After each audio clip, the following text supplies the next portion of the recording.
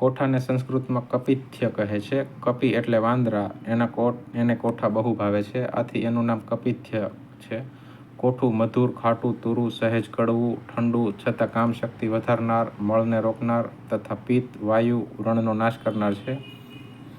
કાચું કોઠું કંઠ માટે હિતકર છે, ગ્રાહી, કફ તથા વિષનાશક અને વાયુકારક છે.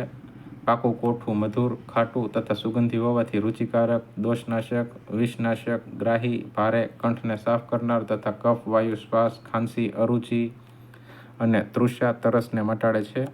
કોઠાના ગર્ભમાં સાઇટ્રિક એસિડ અને રાખમાં જવખાર, કેલ્શિયમ અને લોહનો ક્ષાર હોય છે.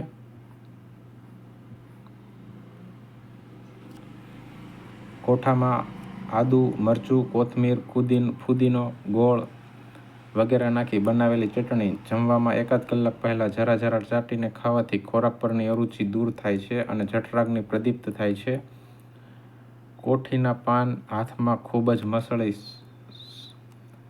સૂંધ્યા કરવાથી હેડકી બંધ થાય છે.